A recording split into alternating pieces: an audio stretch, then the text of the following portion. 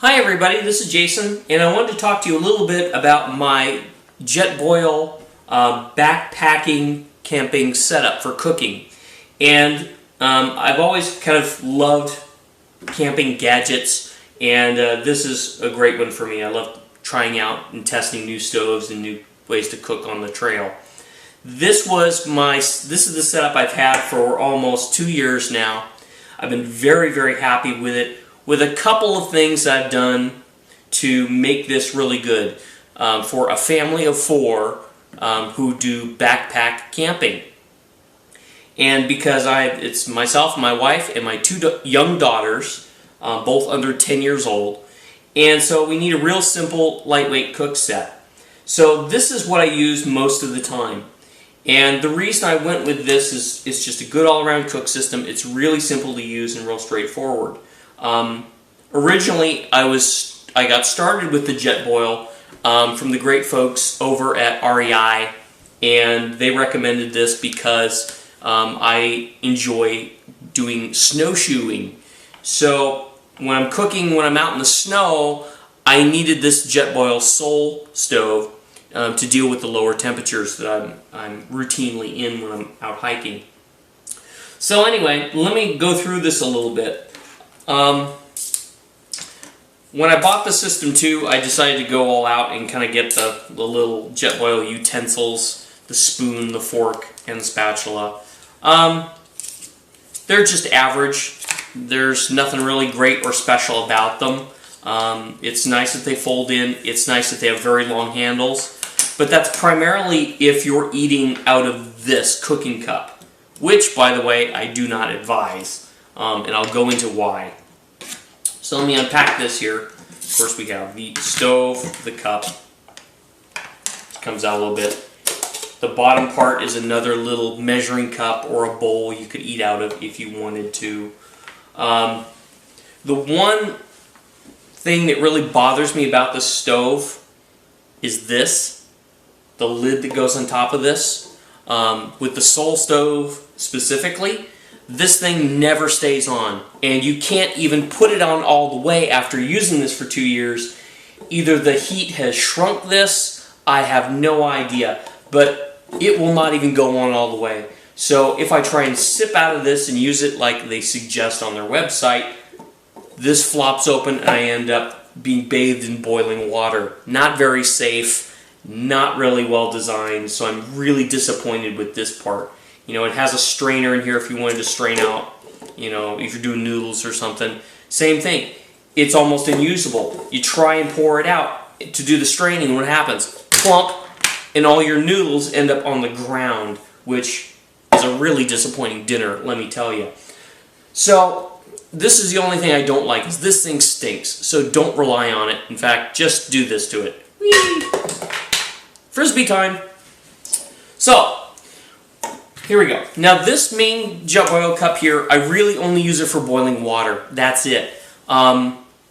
Usually when I'm out hiking in the snow, snowshoeing, I like a good hot bowl of chili. That just kind of really warms me up as I'm out on the trail.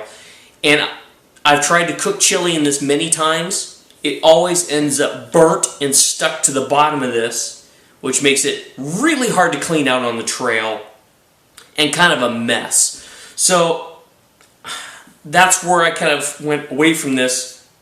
I'll use this to heat water and soup. That's it. Just because I've had really poor luck with burning the food on the bottom. And I am a very good cook. Cooking is like a very serious hobby of mine. And of course, I do know how to simmer food. You can turn the burner down so it's just, you know, simmering, and then you won't have too much of an issue with burning. But even doing that with trying to cook chili in this thing, forget it. Burned it every time. I kind of gave up on that. And so what I did to get around that is I went with this. I bought the little 1.5 liter cooking pot. Now this I love. Now, if you don't turn your stove on simmer, you're still going to burn chili in this too. But because it's a wider pot, it's much easier to keep the food stirring so it doesn't burn. and then you don't really have that problem. You just have to baby it. You just have to stand here and keep stirring and, you know, make sure you circulate the chili around the bowl to keep it from burning or whatever else you're cooking in here. And then it works great. And the nice thing with this cooking pot, of course, too, its lid and bottom piece to protect the flux ring on the bottom here. These double as plates, so that makes it a little nicer on the trail. It's one less thing to bring with you in your backpack. And this works really good for group meals. So when I'm cooking a big pot of soup or a big pot of chili for my family, this works much better. So it works good on the road. And at the same time, if I'm doing mountain house, like dehydrated food, boil the water in this. When this is done, you know, just get that started. Work on a different part of the meal in this. Works really well. And then I ended up also buying the little frying pan. Also has kind of a bottom unit to protect the flux ring that can double as a plate. And, you know, it's just handy. That's 3 plates I don't have to bring. I just have to bring one more for me, for example, from a family of 4. The frying pan also has the same issue as this does. And that is, with a burner like this, I'll show you here, this is how big the flame burner is on the stove. Because you have a small flame burner, for boiling water it's exceptional because it burns it really quick because you have a really intense point of heat. Well, if you're using a frying pan and you have a hot spot in the middle, the pan's really cool out here, really hot in the center, it ends up where either the food is heated inconsistently or you burn whatever touches the center of this pan. Also, not too excited about that. And it's a great pan. It cleans very easily. The handle is wonderful. The flux ring really helps the pan kind of heat up the edges a little bit. Not a lot, but a little bit.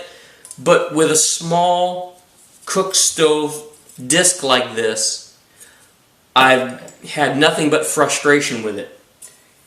So I found a workaround. The workaround is this little guy. A very, very inexpensive Primus classic trail stove.